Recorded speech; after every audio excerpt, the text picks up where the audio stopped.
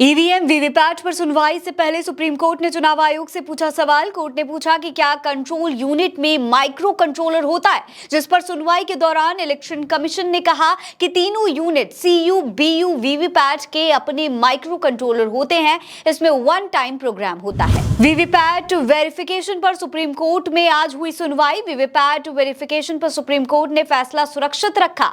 Justice Khanna ने कहा कि हम चुनाव कंट्रोल नहीं कर सकते, डेटा के लिए इलेक्शन कमीशन पर भरोसा करना होगा। कन्नौज लोकसभा सीट से अखिलेश यादव लड़ेंगे चुनाव। सपा ने पहले तेज प्रताप यादव को दिया था टिकट, अब अखिलेश यादव खुद कन्नौज सीट से चुनाव लड़ने की तैयारी में।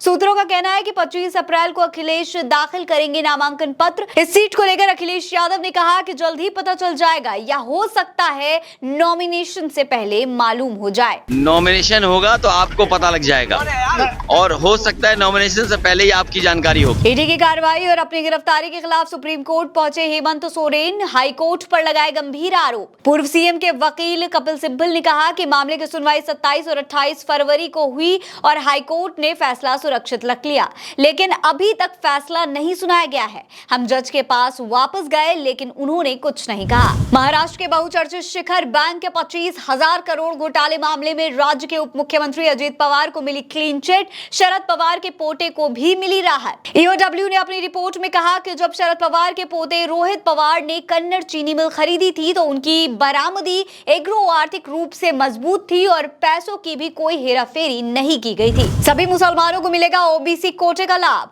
कर्नाटक सरकार ने दिया आरक्षण का तोहफा। एनसीबीसी ने इसकी पुष्टि करते हुए कहा कि कर्नाटक के मुसलमानों की सभी जातियों और समुदाय को राज्य सरकार की तरफ से रोजगार और शैक्षिक संस्थानों में आरक्षण देने के लिए अन्य पिछड़े दलों की सूची में शामिल किया जाएगा। बीजेपी और मोदी पर राहुल गांधी ने हमला बोलते हुए कहा कि दलितों, ओबीसी समाज, आदिवासियों और अल्पसंख्यकों समेत 90% भारत के साथ भयंकर अन्याय हो रहा है। देशभक्ति इनको न्याय दिलाना है और नरेंद्र मोदी इससे ही घबरा रहे हैं। राहुल ने कहा कि ये मेरे लिए राजनीतिक मुद्दा नहीं है, ये मेरे लाइफ का मिशन है। हिंदुस्तान में आज 90% के साथ अन्याय हो रहा है, भयंकर अन्याय हो रहा है। देशभक्त क्या चाहता है? देशभक्त देश में न्याय चाहता है। अमेठी से राहुल गांधी और रायबरेली से प्रियंका गांधी का चुनाव लड़ना तय।